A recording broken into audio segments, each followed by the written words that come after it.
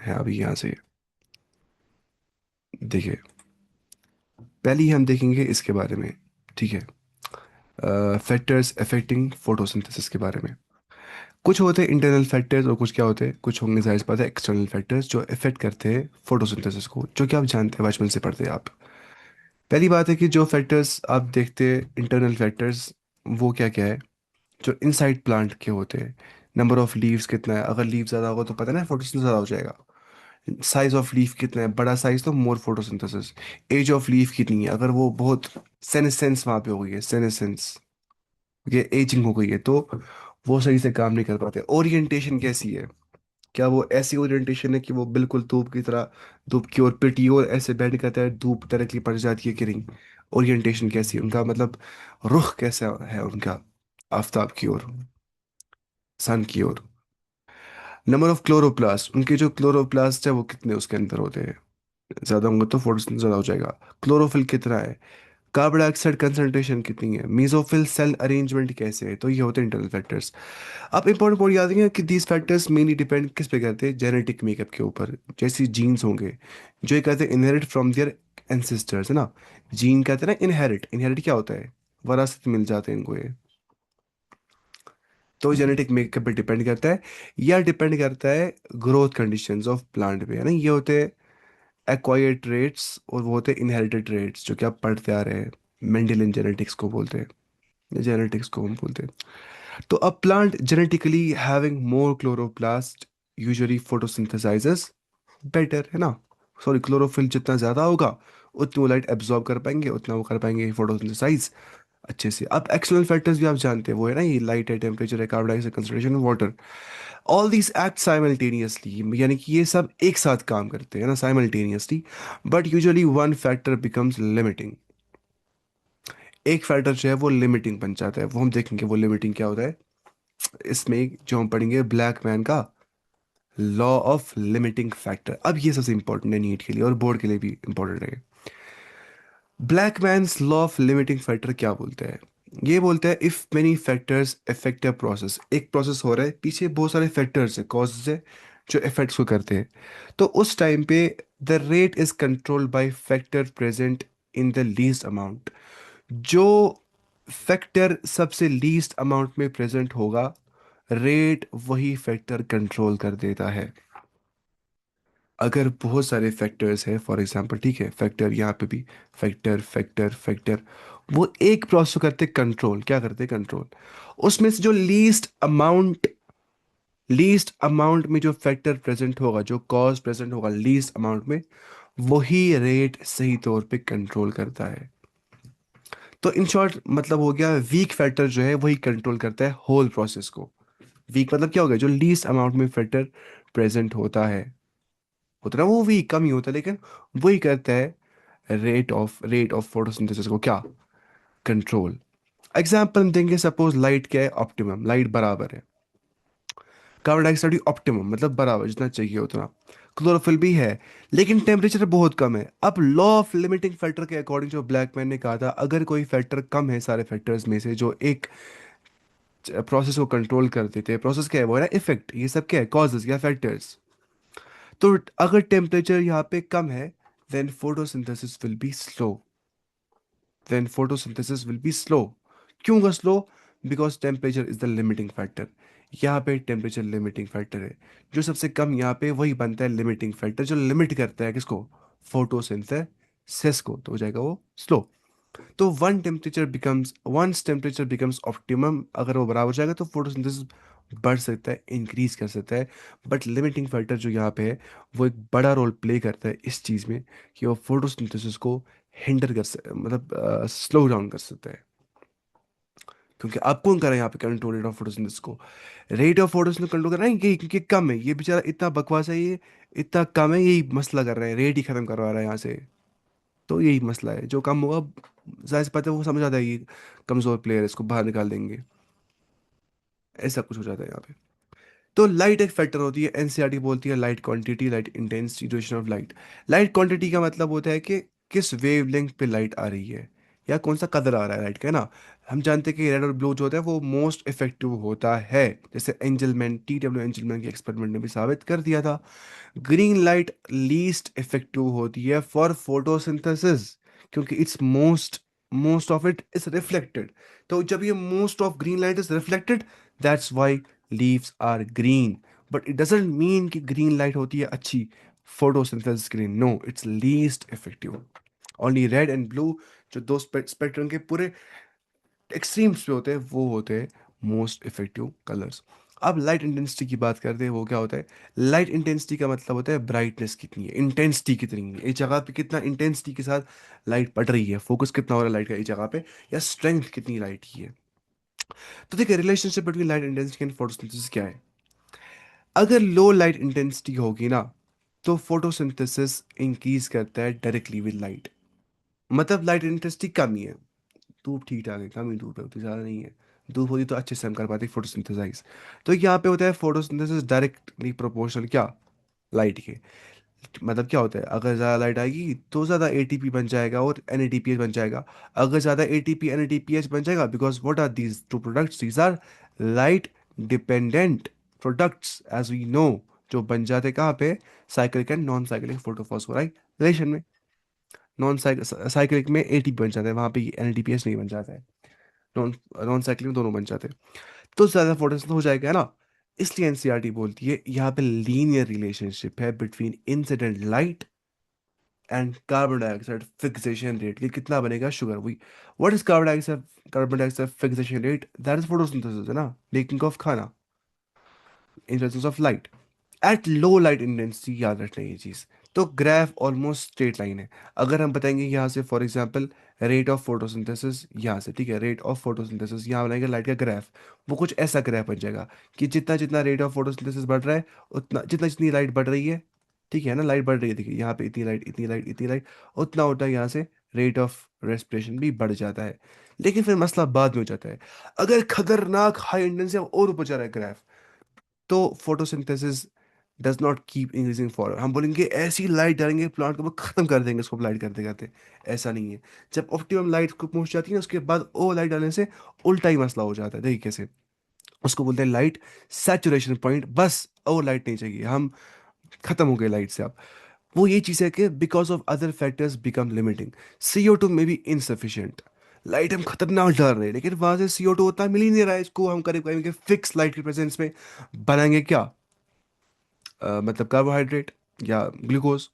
Temperature भी जो है मे बिकम लिमिटिंग, टेम्परेचर भी लिमिटिंग हो सकता है ना, उतना टेम्परेचर भी नहीं होगा।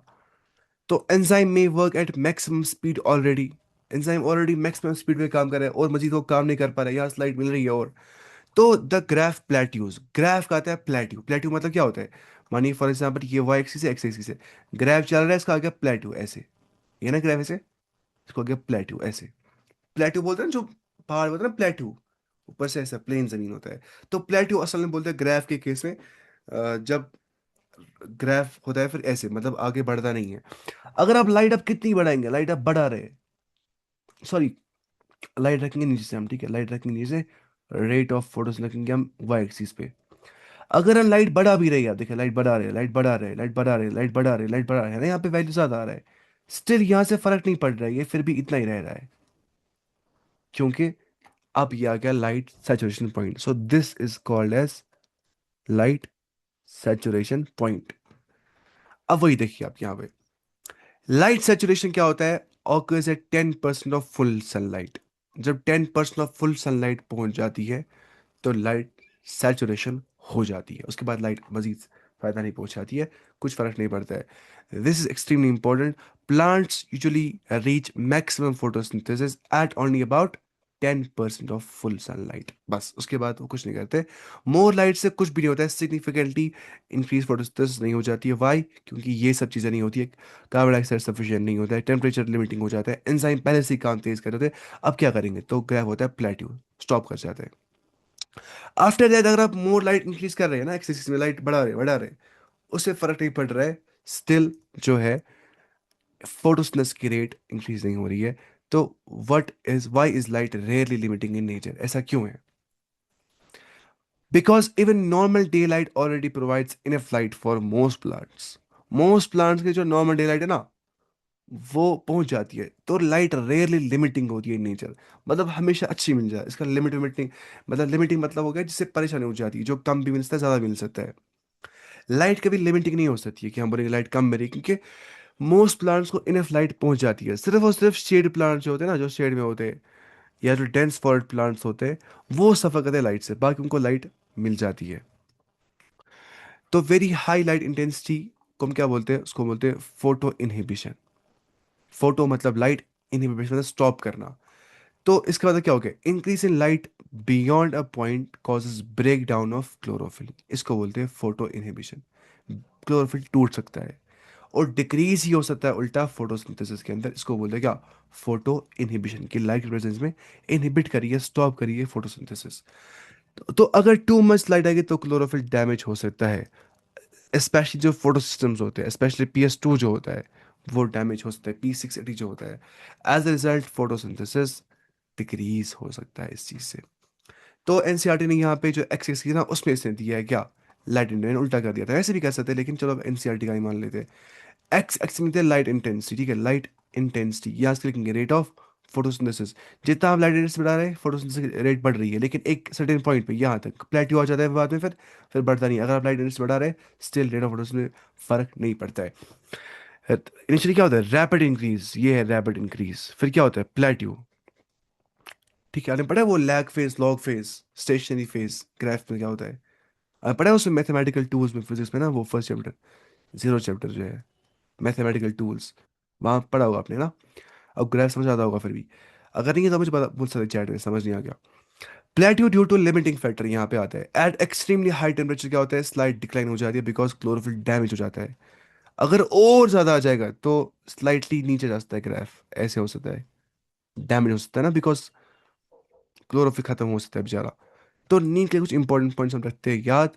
फोटोसिंथेसिस जो है वो कंट्रोल करता है लिमिटिंग फैक्टर्स, जो कि हमने देखे वो क्या क्या है। Black man law frequently ask हो जाता है। Light saturation 10% of full sunlight है। एक्सेस लाइट करती है फोटो इनहिबिशन, होता है क्लोरोफिल डैमेज या PS होता है damage. Red light blue light में क्या होती है, मोस्ट इफेक्टिव ग्रीन लाइट खाली रिफ्लेक्ट हो जाती है, इसलिए होता है प्लांट का colour green. Light rarely limiting nature in nature होती है, वो अच्छी खासी मिल जाती है हर प्लांट को, except for shady plants and those plants जो कहाँ होते हैं, जो प्लांट्स डेंस फॉरेस्ट प्लांट्स होते हैं। डेंस फॉरेस्ट प्लांट का मतलब क्या होता है असल में, इसको पढ़ते हैं इकोलॉजी में ना, उसको बोलते हैं क्या, फॉरेस्ट कैनोपी। क्या बोलते हैं, फॉरेस्ट कैनोपी। आप ये पढ़ सकते हैं खुद भी, मजा आता है उसको पढ़ने में। कैनोपी माने छत जैसा बन जाता है, इतना बड़ा प्लांट होता है वो पूरा छत बन जाता है। जब वो बनता है ना छत, नीचे होती है अंडर स्टोरी। क्या होती है, अंडर स्टोरी। अंडर स्टोरी का मतलब क्या होता है, जो हर्ब्स होते हैं, शर्ब्स होते हैं, जो फ्लोरल पाथ होता है, फ्लोरल, फॉरेस्ट फ्लोर को बोलते हैं, क्या बोलते हैं, फॉरेस्ट फ्लोर। फॉरेस्ट फ्लोर अब देखा है वो इस पे ना डिस्कवरी वगैरह में, नीचे पूरा क्या हो, क्या होता है, जंगल है, जो ट्रॉपिकल डेंस फॉरेस्ट होते हैं, वहां पे शेड आ रही होती है नीचे, वहां पे धूप पहुंचती है नीचे, क्योंकि इतने बड़े बड़े प्लांट ऊपर से होते हैं। तो उन तक लाइट बन से लिमिटिंग फैक्टर, वरना आमतौर पर लाइट लिमिटिंग फैक्टर नहीं होती है, हर एक को लाइट पहुंच जाती है सही तौर से। तो असल बात ये है कि लो लाइट अगर होगी तो फोटोसिंथेसिस क्या हो जाएगा, अगर लाइट बढ़ाएंगे तो होगा इंक्रीज, इनफ लाइट होगा प्लेट्यू, अगर टू मच लाइट देंगे तो होता है डैमेज, फिर क्लोरोफिल। अब उसके बाद हम पढ़ेंगे अबाउट कार्बन डाइऑक्साइड कंसंट्रेशन के बारे में भी हमें जानना है। ये देखिए आप, कार्बन डाइऑक्साइड जो कंसंट्रेशन होती है वो हम यहाँ पे समझते हैं। क्यों है कार्बन डाइऑक्साइड इंपॉर्टेंट, बिकॉज ये रॉ मटेरियल है जिसको हम करते हैं इस्तेमाल फोटोसिंथेसिस के लिए टू मेक ग्लूकोज, है ना। अगर CO2 कम होगा, फोटोसिंथेसिस पर स्लो डाउन हो जाएगी। इसलिए एनसीईआरटी बोलती है कार्बन डाइऑक्साइड असल में मेजर लिमिटिंग फैक्टर होता है। जब जब एक प्लांट को कार्बन डाइऑक्साइड कमी महसूस हो जाती है, वो अच्छे से ग्रो नहीं कर पाता है, as in case of C3 plants, जब वहाँ पे फोटो रेस्पिरेशन हो जाती है। एटमॉस्फेरिक कार्बन डाइऑक्साइड की लेवल क्या होती है, एटमॉस्फेरिक कार्बन डाइऑक्साइड कंसंट्रेशन बहुत कम होती है। अराउंड इतना कम होता है किसमें, एटमॉस्फेयर में, 0.03 टू 0.04। ये 0.3 भी नहीं है, 0.03 है, इतना कम, ठीक है, परसेंट होता है। दिस एक्चुअली क्वाइट लिटिल, कितना कम है ये, 0.00, 0.03, 0.03, ठीक है। उसके बाद देखिए, effect of increasing carbon dioxide concentration. अगर हमने कार्बन डाइऑक्साइड इंक्रीज कर दिया अप टू 0.05, बढ़ा दिया, तो जाहिर सी बात है फोटोसिंथेसिस ज़्यादा हो जाएगा, बिकॉज CO2 फिक्सेशन ज़्यादा हो रही है। तो मोर सुटेबल, बिकॉज किनके साथ सबस्ट्रेट मिल रहा है अवेलेबल फॉर कैलन cycle. And what is the substrate for कैलन साइकिल? वो क्या होता है सबस्ट्रेट जिससे वो रिएक्ट कर देता है? वो करता है क्या है ना, वहाँ पे रूबिलोस RUBP जो है वो रिएक्ट करता है विद कार्बन डाइऑक्साइड, होता है कार्बोक्सिलेशन। तो सबस्ट्रेट ज़्यादा मिल जाता है उसको बाइंड करने के लिए। तो ना वहाँ होता है एंजाइम, कौन होता है? रुबिस को, एंजाइम को। रुबिस को जुड़ता है ना किसके साथ? विद कार्बन डाइऑक्साइड, वही बोल रहा है ये। रुबिस को एंजाइम है, और CO2 क्या है? सबस्ट्रेट। लेकिन why does having high CO2 become harmful? क्योंकि सेल मेटाबॉलिज्म ही डिसरप्ट हो सकता है फिर, स्टोमेटल फंक्शनिंग इफेक्ट हो सकती है, और टॉक्सिक लेवल अपेयर हो सकती है ओवर लॉन्ग पीरियड्स। तो extremely high CO2 always beneficial नहीं होता है। C4 C3 प्लांट्स का रिस्पॉन्स हमने जान लिया ऑलरेडी, वो आपको पता है वो क्या है। एट लो इंटेंसिटी हमें पता है C4 प्लांट में क्या होता है, वो लिटिल रिस्पॉन्स शो करते टू इंक्रीज कार्बन डाइऑक्साइड अगर लो लाइट इंटेंसिटी होती है, because light is limiting, not CO2। CO2 उनको अच्छा खासा मिल रहा है, लेकिन little response to increase CO2 तब अगर लाइट इंटेंसिटी कम होती है। तो इस वजह से इवन CO2 अगर बढ़ाएंगे हम, ATP NADPH प्रोडक्शन फिर भी कम होगी। Why? Because they are light dependent products. अगर लाइट कम होगी, तो लाइट अगर कम होगी, चाहे आप कितना भी देंगे photo, sorry, carbon dioxide CTC4 plant को, वो अच्छे से फोटोसिंथेसाइज अच्छे से नहीं कर पाएंगे, क्योंकि लाइट एक लिमिटिंग फैक्टर यहाँ बना दिया आपने अगर लो लाइट इंटेंसिटी है। अगर हाई लाइट इंटेंसिटी है तो इनफ ATP NADPH अवेलेबल होते हैं, जाहिर सी बात है तो इंक्रीज इन CO2 भी खुद हो सकता है, बिकॉज कैलन साइकिल में ATP NADPH इस्तेमाल हो जाता है जो लाइट डिपेंडेंट प्रोडक्ट्स होते हैं। लेकिन हम जानते हैं CTC4, वो हम जानते हैं सब कुछ। C4 प्लांट्स डिफरेंटली ऐड करते हैं C3। देखिए, C4 प्लांट्स पहुंच जाते हैं तब सैचुरेशन लेवल पे जब 360, ये कौन सा यहाँ पे ये यूनिट है? ये NCERT ने लिखा हुआ है, मुझे समझ नहीं आ रहा यहाँ पे क्या है, एक मिनट। NCERT पे ये लिखा हुआ, C4 प्लांट्स के, ये देखिए ना, ये mu one, mu mu litre. Mu मतलब क्या हो गया? माइक्रो। म्यू मतलब होता है माइक्रो, इसको बोलते हैं माइक्रो म्यू। म्यू से कहते हैं इंडिकेट माइक्रो को। तो ये माइक्रो लीटर है। ये नहीं, ये पर लीटर है, इसको करना ना 1/L। तो ये ऐसे करना है 450 माइक्रो लीटर। अच्छा, उसके बाद नोट्स कहाँ पे गई? देख पा रहे हैं आप नोट्स? हाँ। तो ये म्यू यहाँ पे लिखा है, ठीक है। अब देखिए जो C4, अच्छा मैं आपको कहाँ दिखा हुआ, लेकिन आपको नहीं दिखा होगा ना, ये मैंने लिखा है NCERT में, एक मिनट। ये देखिए आप, ये यहाँ पे NCERT ने, ये देखिए आप, 450 म्यू और लीटर यहाँ पे। म्यू मतलब क्या होगा? माइक्रो लीटर, ठीक है। अ, तो ये हम देखेंगे वापस नोट से।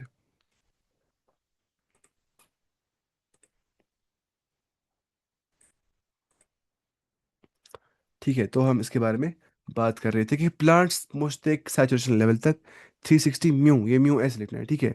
म्यू ना ऐसे, म्यू, म्यू और लीटर रेस पावर -1, मतलब क्या हो गया उसका, है ना, 1/L आता है इसको वैसे। तो इस कंसंट्रेशन, CO2 कंसंट्रेशन के बाद photosynthesis no longer increases much, वो उतना नहीं बढ़ जाता है फिर। इतनी concentration 360 mu L raise power -1। Why do C4 plant saturate earlier? मसला क्यों होता है? क्योंकि उनके पास ऑलरेडी पेप कार्बोक्सिलेस होता है, और उनके पास ऑलरेडी क्या होता है, उससे क्या हो जाती है, कार्बन डाइऑक्साइड कंसंट्रेशन मैकेनिज्म, इनकंसनेटिव, वो बंद करते हैं कार्बन डाइऑक्साइड को। तो ज्यादा कार्बन डाइऑक्साइड कंसंट्रेशन से फोटोसिंथेसिस में उतना नहीं बढ़ जाता, क्योंकि उनको ऑलरेडी होता है। फोटो बोलते हैं जरूरत हमें ऑलरेडी है, हम जितने बढ़ेंगे इतने ही, अब हमें और भी चाहिएगा, मिलेगा तो हम बढ़ेंगे नहीं, ठीक है। तो very very low photo respiration यहाँ पे ऑलरेडी हो रही होती है, तो ऑलरेडी दे वो करते यूज क्या, कार्बन डाइऑक्साइड को वेरी एफिशिएंटली, उनको जरूरत नहीं होती, बोलते हैं हमें है, तुम क्यों हमें पास आ रहे हो, हम और नहीं बढ़ेंगे अब, ठीक है, हमारे पास काफी है। They do not need extreme high atmospheric CO2। मगर सीटी प्लांट बेचारे क्या होते हैं, उनको कमी होती है ना CO2 की बेचारों को। तो they continue responding to increase CO2, बोलते हैं अल्हम्दुलिल्लाह CO2 मिल गया, अब हम अच्छे से काम कर रहे हैं, ठीक है। तो सैचुरेशन ओनली वहां पे होती है बियॉन्ड 450, क्योंकि बस कुछ होता ही नहीं अंदर से बेचारे को, कुछ होता ही नहीं, करेंगे क्या, उनको होती है लेट सैचुरेशन। इतना 450 म्यू पर लीटर उनको जब मिल जाता है, म्यू पर लीटर, ठीक है, माइक्रो पर लीटर वही इनको मिल जाता है क्या, C3 प्लांट का कार्बन डाइऑक्साइड, तब जाके वो बोलते हैं बस अब काफी है हमारे लिए। अब क्यों? क्योंकि सीधे प्लांट सफर करते हैं फोटो रेस्पिरेशन से। फोटो रेस्पिरेशन में रूबिस को जो है वो बाइंड करता है ऑक्सीजन के साथ, ठीक है। जब वो ऐसा कर देता है तो higher carbon dioxide suppresses photo respiration. हम जानते हैं अगर ज़्यादा कार्बन डाइऑक्साइड होगा उससे फोटो रेस्पिरेशन कम हो जाती है। और वो कहाँ पे होता है? वो होता है इन केस ऑफ C4 प्लांट। वहाँ पे CO2 ज़्यादा होता है क्योंकि वो अपनी क्रेंस एनाटमी के अंदर CO2 को कंसंट्रेट कर देते हैं। तो वहाँ पे होती है सप्रेस फोटो रेस्पिरेशन। और वहाँ पे होती है इंक्रीज कार्बोक्सिलेशन, है ना, यानी कैल्विन साइकिल। लेकिन मसला क्या होता है वहाँ पे? इसलिए होती है फोटोसिंथेसिस इंप्रूव। लेकिन अगर हम बात करते हैं C3 प्लांट की, वहाँ पे रोबस को एंजाइम डायरेक्टली करते हैं बाइंड विद ऑक्सीजन, और वहाँ पे कार्बोक्सिलेशन के बाद में होती है ऑक्सीजनेशन। और उस ऑक्सीजनेशन से फोटो रेस्पिरेशन कम नहीं बल्कि बढ़ ही जाती है। और उससे वो निकाल ही देते हैं अपना कार्बन डाइऑक्साइड और ले लेते हैं ऑक्सीजन को, करते हैं उल्टा प्रोसेस। उससे होता है नुकसान, न बनता है ATP, न बनता है NADPH, सीधी प्लांट के बाद। अच्छा, NCERT कंक्लूजन देती है, बोलती है करंट एटमॉस्फेरिक CO2 जो है वो ज़्यादा लिमिटिंग है फॉर C3 प्लांट्स, ठीक है, वो कम है। क्योंकि present carbon dioxide level are relatively low, वो कम है। सीधी प्लांट को चाहिए ज़्यादा carbon dioxide for maximum efficiency. ऐसा मसला इनको बेचारों को हो रहा है, इनको अभी भी सफ़र कर रहे हैं because of low carbon dioxide concentration in the atmosphere. इनको ये होती है क्या, सैचुरेशन लेवल 450, उनकी कितनी होती है? 360। अब ग्रीन हाउस एप्लीकेशन पढ़ रहे हैं हमें, ठीक है। देखिए NCERT एग्जाम्पल देती है टोमेटोज की और बेल पेपर्स की। Are grown in CO2 enrich greenhouses, ठीक है। क्यों उनको हम CO2 एनरिच ग्रीन हाउसेस में करते हैं जहाँ पे हमने बहुत ज़्यादा रखा होता है क्या, कार्बन डाइऑक्साइड? क्योंकि हायर CO2 जब होता है टोमेटो और बेल पेपर के अंदर, उनकी इंक्रीज होती है फोटोसिंथेसिस, और इंक्रीज होती है क्या, शुगर प्रोडक्शन, और वो यील्ड अच्छा खासा दे पाते हैं। तो इस वजह से जो C3 प्लांट्स होते हैं, जैसे टोमेटो के एग्जाम्पल, बेल एग्जाम्पल आती है, बेल पेपर एंड टोमेटो, इनको हम स्पेशली यूज़ करते हैं C3 क्रॉप्स को। कहाँ पे? CO2 एनरिच ग्रीन हाउस में। माने ग्रीन हाउस होती है ना वो नर्सरी जैसी, जहाँ पे CO2 अच्छा खासा इंसुलेट कर दिया गया होता है, बंद कर दिया गया होता है। तो ऐसा हो जाता है। अब कहते हैं बात टेम्परेचर की। टेम्परेचर मेनली इफेक्ट करता है डार्क रिएक्शन को, है ना, उसको हम बोलते हैं Calvin cycle. Because they are enzyme control reactions, and enzymes are temperature sensitive. तो टेम्परेचर करता है इफेक्ट किसको? वो कहता है इफेक्ट डार्क रिएक्शन को, जहाँ पे एंजाइम कंट्रोल रिएक्शंस होती है। वेदर वो कौन सी होती है वहाँ पे? एंजाइम, मतलब रोबिस्को एंजाइम। तो लाइट रिएक्शन वर्सेस टेम्परेचर, हम जानते हैं कि जो एंजाइम होते हैं उनको भी कंट्रोल करता है टेम्परेचर किसी एतबार से। तो उस एतबार से डार्क रिएक्शन को हम बोलते हैं लाइट इंडिपेंडेंट रिएक्शन। लेकिन वो भी डिपेंडेंट लाइट पे ही होती है इनडायरेक्टली, क्योंकि लाइट के प्रोडक्ट्स पे डिपेंड करता है ATP NADPH पे, और साथ में एंजाइम का भी एक्टिवेट होता है एंजाइम विद टेम्परेचर। अगर ज़्यादा मिल जाएगा तो ख़राब हो सकते हैं, वो हमें पता है। Light reaction versus temperature, light reaction जो होती है आर लेस टेम्परेचर डिपेंडेंट होती है, क्योंकि वो मेनली फोटोकेमिकल रिएक्शंस ही होती है ना। वो मेनली क्या होती है? Photochemical reactions. वो उतना टेम्परेचर पे डिपेंड नहीं करते, वहाँ पे ऐसा कोई एंजाइम एंजाइम ज़्यादा नहीं लग जाता है। बट डार्क रिएक्शन डिपेंड करती है heavily on enzyme activity, Calvin cycle, तो वहाँ पे इसलिए टेम्परेचर डिपेंडेंट वो बन जाता है। अब लो टेम्परेचर से क्या हो जाता है? एंजाइम सही से काम नहीं कर पाते, उनको चाहिए ऑप्टिमल टेम्परेचर कम से कम जहाँ तक वो पहुंचेंगे। अगर हाई टेम्परेचर में जाएगा तो खत्म हो सकते हैं एंजाइम, डी नेचर हो सकता है, बिकॉज वो प्रोटीन्स होते हैं। कैल्विन साइकिल शो हो जाता है, लो टेम्परेचर जो है स्लो हो जाता है, स्लो कम हो जाता है कैल्विन साइकिल। और साथ में क्या होता है? फोटोसिंथेसिस कम हो जाता है ना, ये इसके जैसे ये होता है और इससे ये हो जाता है। तो even if light is available लेकिन टेम्परेचर कम है, तो उससे होती है ये सब प्रॉब्लम्स। तो ऑप्टिमम टेम्परेचर क्या होता है? ऐसा टेम्परेचर जहाँ पे फोटोसिंथेसिस मैक्सिमम होता है। C4 plants in temperature, C4 plants perform better at high temperature, जैसे कि हम जानते हैं क्यों? क्योंकि फोटो रेस्पिरेशन हाई टेम्परेचर में कम होती है। और उस वजह से क्यों क्यों कम होती है? क्योंकि वो अपना स्टोमेटा जो है वो खोल देते हैं, लेकिन अंदर सिकुड़न एनाटमी के अंदर CO2 को बंद कर देते हैं। तो पेप कार्बोक्सिलेज यहाँ पे इस वजह से अच्छे से एफिशिएंटली काम करता है। This is nothing but what, C4 plant जो adaptation, it's evolutionary advantage, evolutionary adaptation in what, in C4 plant. ये सबसे इंपॉर्टेंट पॉइंट है। एग्जाम्पल मेज और शुगर केन यहाँ पे आ जाती है, जो गर्म इलाकों में बिहार में पाया जाता है। सीटी प्लांट इन टेम्परेचर की बात करते हैं, देखिए सीटी plants have lower optimum temperature because high temperature increase कर देता है फोटो रेस्पिरेशन को।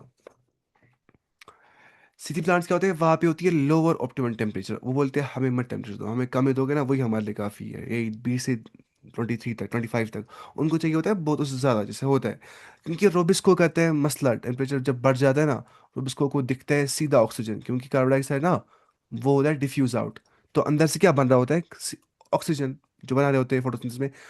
रोबिस्को बोलता है अभी तो टेम्परेचर ज़्यादा है, छोड़ूंगा नहीं ऑक्सीजन को, अब उसको ही पकड़ूंगा, करूंगा करूंगा करूंगा क्या, ऑक्सीजनेशन करूंगा, क्या फोटो रेस्पिरेशन। तो फोटो सिंथेसिस उसके उससे क्या हो जाती है कम, बिकॉज ऑफ हाई टेम्परेचर। कितनी बड़ी रीजनिंग यहाँ पीछे होती है, ये सब हमने ऑलरेडी पढ़ लिया है। अब देखिए temperate versus tropical versus temperate plant क्या होते हैं। ट्रॉपिकल प्लांट का मतलब होता है जो अडेप्टेड होते टू द हीट, जो ट्रॉपिक ऑफ कैप्रिकॉर्न या ट्रॉपिक ऑफ कैंसर में होते हैं ना, ट्रॉपिकल रीजन जो इक्वेटर के ऊपर नीचे होते हैं, गर्म इलाके होते हैं, अफ्रीका इंडिया इंडिया भी इसमें आ जाता है कुछ इलाके। तो टेम्परेट प्लांट्स क्या होते हैं, टेम्परेट, ट्रॉपिकल नहीं, जो अडेप्टेड टू कूलर क्लाइमेट। आप बोलेंगे कि यहाँ जो टेम्परेट मतलब टेम्परेचर ज़्यादा होना चाहिए, ऐसा कुछ भी नहीं है। टेम्परेट का मतलब होता है जो अडेप्ट होता है टू कूलर क्लाइमेट, ठीक है। जो जिनको लोअर ऑप्टिमल टेम्परेचर होता है, ना कि हायर ऑप्टिमल टेम्परेचर, यहाँ क्या होता है लोअर। इसको बोलते हैं एवोल्यूशनरी अडेप्टेशन, जो ट्रॉपिकल प्लांट्स में हुई कि वो हो गए अडेप्ट टू हाई हीट, और टेम्परेट हो अडेप्ट टू कूलर क्लाइमेट, क्योंकि यहाँ पे गर्मी ज़्यादा होती है, यहाँ पे सर्दी ज़्यादा होती है। टेम्परेट प्लांट जैसे ही यहाँ पे क्या है, आप देखेंगे पाइन, चिर पाइन ट्री देखेंगे, आप देखेंगे मैलो ट्री देखेंगे, आप देखेंगे ये ना, ये इसको बोलते हैं चिनार देखेंगे आप, ये सब क्या है, ये सब टेम्परेट प्लांट, ना कि ट्रॉपिकल। ठीक है, उसके बाद चलते हैं हम आगे। अब जो वाटर है, वाटर यूजुअली इफेक्ट्स करता है फोटोसिंथेसिस को इनडायरेक्टली रादर देन डायरेक्टली। और देखेंगे कैसे। जो डायरेक्ट रोल वाटर का होता है वो क्या होता है, फोटोलाइसिस, यानी कि वाटर को तोड़ा जाता है इन प्रेजेंस ऑफ लाइट। और उसके बाद क्या होती है रिएक्शन में, वो हम देखेंगे वहाँ पे, यहाँ पे समझ नहीं आ जाएगा। तो प्लांट्स जो है वो यूज करते हैं रिलेटिवली लिटिल वाटर को डायरेक्टली फॉर दिस पर्पस, है ना। ये 2H2O लिखा है यहाँ पे, राइट एरो दिया है, फिर 4 हाइड्रोजन प्लस ऑक्सीजन 2 और 4 इलेक्ट्रॉन, है ना, वही पता ना, कोई पता है आपको, इलेक्ट्रॉन भी हमने पढ़ा है सब कुछ। अब मेन इफेक्ट क्या होता है वाटर का इनडायरेक्ट, वो होता है स्टोमेटा क्लोजर। जब वाटर शॉर्टेज हो जाती है, स्टोमेटा बंद हो जाता है टू प्रिवेंट वाटर लॉस। देखिए अंदर से पानी वानी है ही नहीं, अब क्या हो जाएगा, स्टोमेटा ही बंद कर देंगे, पानी ही नहीं है, क्या करेंगे, अगर खोल दिया स्टोमेटा, धूप से हो जाएगा एवापोरेट वाटर, स्टोमेटा क्लोज हो जाता है। अब स्टोमेटा जब क्लोज है टू प्रिवेंट वाटर लॉस, मसला तावन पड़ जाता है कि CO2 अंदर नहीं घुस पाता है।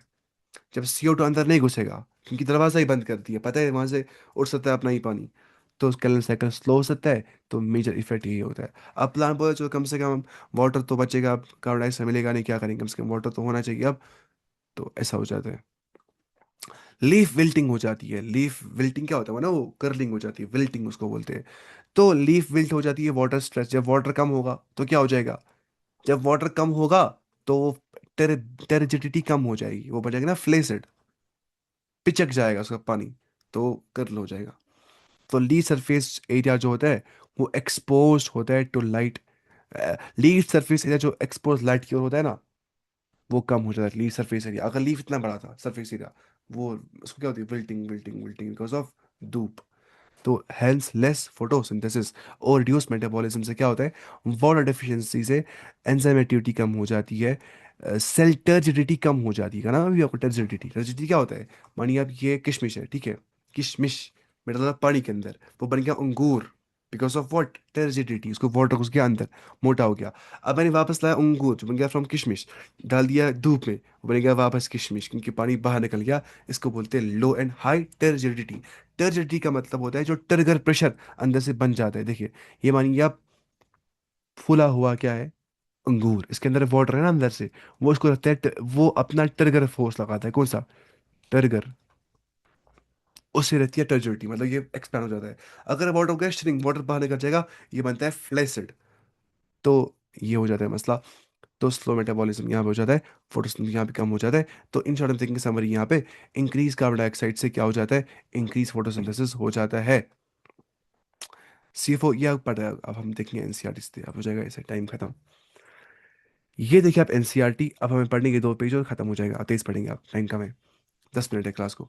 देखिए factors affecting photosynthesis and understanding of the factors that affect photosynthesis necessary. The rate of photosynthesis बोलते हैं ROP, ROP शॉर्ट में, R.O.P is very important in determining the yield of plant कैसा होगा। अगर यील्ड ज़्यादा होगी मतलब क्या होगा, रेट ऑफ फोटोसिंथेसिस ज़्यादा हुई है। Photosynthesis is under the influence of several factors, internal factor और एक्सटर्नल फैक्टर्स। जो इंटरनल होते हैं प्लांट के अंदर होते हैं, the plant factors include the number, the size, the age, the orientation of leaf, the mesophyll cells, the chloroplast. ये क्या है? Inner factors है, internal factors, internal carbon dioxide concentration and the amount of chlorophyll.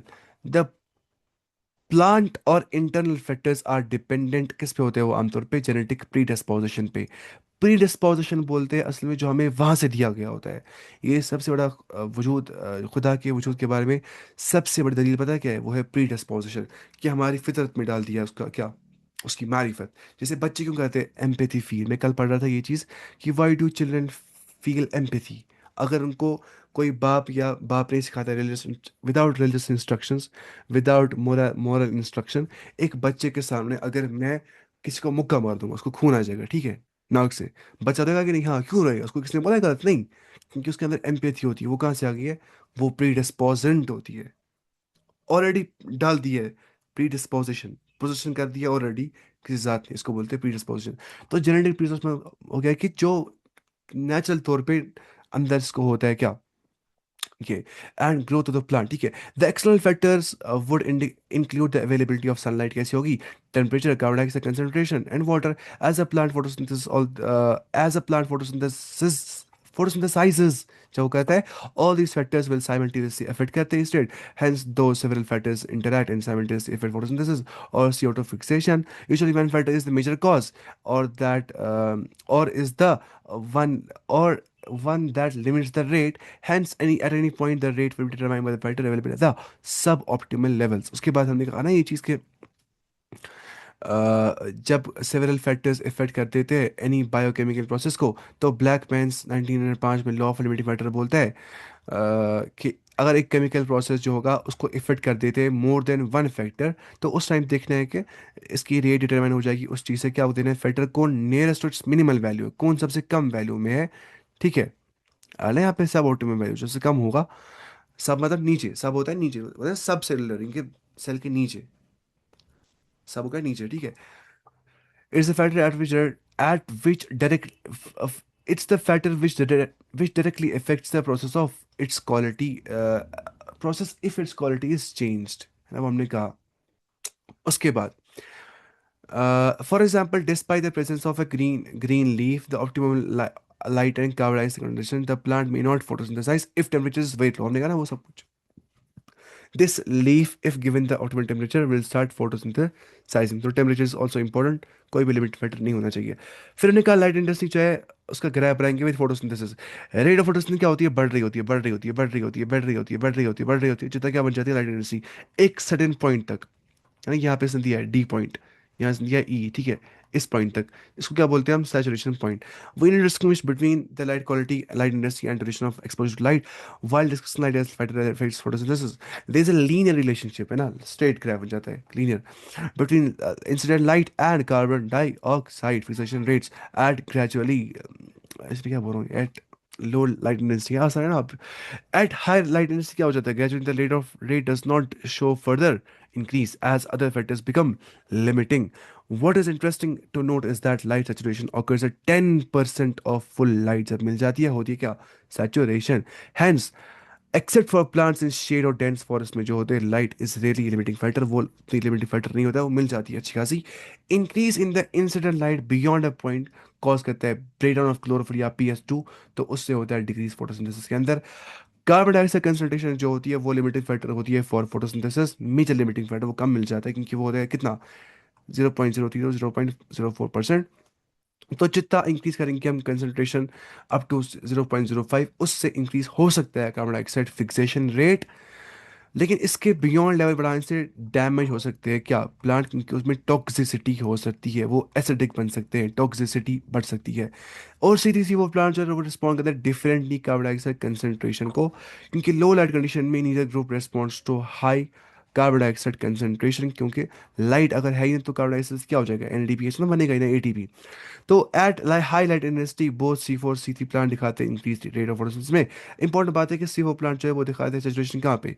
यहाँ पे दिखाते हैं वो saturation, इस कमी पे, लेकिन सीधी जो है बेचारे जो होते हैं वो बोलते हैं हमें ऑलरेडी CO2 कम है, हमारे अंदर है ही नहीं करंट एनाटमी, हम बंद नहीं कर पाते CO2 को, हमें और चाहिए, हमारा जो होता है लिमिट वो 450 होता है।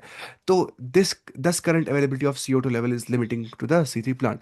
उसके बाद कहा the fact that C3 plant जो होते हैं रेस्पॉन्ड करते हैं हायर कार्बन डाइऑक्साइड कंसंट्रेशन को by showing increase rate of photosynthesis leading to higher productivity. अगर हम चाहते हैं कि हमें मिलनी चाहिए हायर प्रोडक्टिविटी सीथी प्लांट्स की, उनको हमें रखना है ग्रीन हाउस क्रॉप्स, उनको हमें क्या करना है, has been use for some greenhouse crops, उनको हमें ग्रीन हाउस चैम्बर में रख सकते हैं ताकि वहाँ पे ग्रीन हाउस क्रॉप्स जो होते हैं मतलब टोमेटो बेल पेपर जो होते हैं वो चाहते हैं हमें और CO2 चाहिए, उनको हम देते हैं अच्छा खासा CO2, तो उनकी होती है इंक्रीज क्या, productivity. They are allowed to grow in carbon dioxide enriched atmosphere that leads to high yield, ये हमने कहा था। अब आखिर क्या है, टेम्परेचर वाटर। टेम्परेचर जो है डार्क रिएक्शन में इसकी हेल्प होती है बिकॉज एंजाइमेटिक रिएक्शंस करता है टेम्परेचर कंट्रोल। दो लाइट रिएक्शन में भी इसकी और ऑल्सो टेम्परेचर सेंसिटिव होता है लाइट रिएक्शन भी। 680 कहती है ना PS2, और 670 को कहता है PS2 एब्जॉर्ब। तो लेकिन वहाँ पे इफेक्ट होता है वो मच लेस एक्सटेंट, उतना इफेक्ट लाइट वाइट से वो टेम्परेचर से वो नहीं हो जाते, ठीक है। सीफो प्लांट्स जो होते हैं वो रेस्पॉन्ड करते हैं to higher temperature and show higher rate of photosynthesis higher temperature में, कम से कम 30 डिग्री तक होना चाहिए मैक्सिमम, 30-35 तक वो करते हैं काम। लेकिन जो स्थिति प्लांट जैसे कश्मीर में होते हैं, वीट है, मेज है, सॉरी वीट और ये है राइस है, वहाँ पे होना चाहिए much lower temperature, optimum temperature या temperature optimum. The temperature optimum जो photosynthesis of different plants also depend on habitat they are adapted to. होता है ना ट्रॉपिकल प्लांट जो होते हैं वो हाई टेम्परेचर को क्या अडेप्ट, ठीक है, जैसे वो होते ट्रॉपिकल प्लांट्स। लेकिन जो यहाँ के हम देखते प्लांट हैं वो अडेप्ट होकर टू टेम्परेट क्लाइमेट्स, ये भी हमने कह दिया। असम को बोलते हैं एल्पाइन क्लाइमेट जो यहाँ पे होता है। दूसरा क्या, डिसर्डियस क्लाइमेट, जहाँ पे डिसर्डियस मतलब जो शेड हो जाते हैं, शेडिंग ऑफ यहाँ पे हो जाती है। बाकी सब ये डिसर्डियस मतलब शेडिंग ऑफ जहाँ पे होती है, टेम्परेट मतलब जो होते हैं कोल्ड क्लाइमेट में। एल्पाइन मतलब पूरा कोल्ड, जैसे फॉर एग्जाम्पल होते हैं ना वो पहाड़ वहाड़ पे एल्पाइन। अच्छा वाटर के बारे में, even though water is one of the reactants in the light reaction, होता है ना वो CO6 CO2 plus 6H2O gives C6H6 plus 6O2, पता है ना मैं वो रिएक्शन। तो द इफेक्ट ऑफ वाटर जो होता है वो दिखाता है अपना इफेक्ट प्लांट पे, लेकिन कैसे, इनडायरेक्टली, ना कि डायरेक्टली, ठीक है, रादर देन डायरेक्टली वो इनडायरेक्टली दिखाता है अपना effect on photosynthesis. Water stage करता है स्टोमेटा क्लोज, अगर स्टोमेटा क्लोज हो गया बिकॉज वाटर कम है तो उससे CO2 अवेलेबिलिटी कम हो जाएगी, कैलोरी साइकिल हो जाएगा ही नहीं अच्छे से, और हो जाएगी क्या, लो प्रोडक्टिविटी। बिसाइड्स वाटर स्ट्रेस जो है ऑल्सो मेक्स लीव्स विल्ट हो जाते हैं, विल्टिंग हो जाती है, कर्लिंग हो जाती है, सर्विस कम हो जाता है उनका, और मेटाबॉलिक एक्टिविटी उनकी कम हो जाती है क्योंकि वहाँ पे टर्जिडिटी कम हो रही होती है। अभी आप खुद ही पढ़ेंगे, ठीक है। ये इग्नोर नहीं करना चाहिए, नीट में बहुत बार इस बार भी आया सवाल, समरी से सवाल आ सकते हैं, ये इग्नोर नहीं करना चाहिए, ये सबसे आसान भी होता है और सबसे इंपॉर्टेंट, ये हमने सब पढ़ा है, तो ये आप पढ़ेंगे इंशाल्लाह। बाकी इसके नोट्स में आपको सेंड किए थे शायद है ना, ये क्वेश्चन आंसर्स के जो बोर्ड में आमतौर पे आते हैं आसान आसान क्वेश्चन, थ्योरी वाले। असल में क्वेश्चन प्रैक्टिस जब इंसान पढ़ता है ना, क्वेश्चन जब अगर सॉल्व करना आ गया तो मतलब होता है इंसान ने सीखा है। अगर आप पढ़ते हैं ना इस टाइम पे, आप देखा करिए कि आप क्वेश्चन प्रैक्टिस कितना कर पा रहे हैं। अगर आपसे क्वेश्चन सॉल्व हो रहे हैं तो मतलब आपने समझा टॉपिक। बाकी थ्योरी पढ़ने से कुछ नहीं होता है, क्वेश्चन पे डायरेक्ट आना चाहिए इंसान को, जितने MCQ सॉल्व इंसान करता है उतना अच्छा रहता है। यहाँ पे थ्योरी कुछ बेटर नहीं करती है, यहाँ पे चलता है कितना इंसान सॉल्व कर पाता है, क्योंकि यहाँ पे कंसेप्चुअल क्लियरिटी मैटर करती है ज़्यादा कंपेयर टू इंसान कितना थ्योरी पढ़ रहा है, 10-15 हज़ार किताबें पढ़ी है, ऐसे ही वो बोर्ड में चलता है कि वहाँ पे लिखना होता है, यहाँ पे समझना होता है सही तौर से। तो बाकी हमने इसको ख़त्म कर दिया, ये बहुत आसान समरी है, इंशाल्लाह ये आप खुद ही पढ़ सकते हैं। लेकिन summary at the end of chapter सबसे इंपॉर्टेंट होता है पढ़ना, क्योंकि इससे आता है ना फुल मतलब होती है क्या, इंसान को पूरा एक साथ मेंटल रोड मैप बन जाता है कि मैंने क्या पढ़ा था अभी तक, वो सब एक साथ दिमाग में आ जाता है और क्लियरिटी आ जाती है इस चीज़ से, तो इसको इग्नोर नहीं करना चाहिए।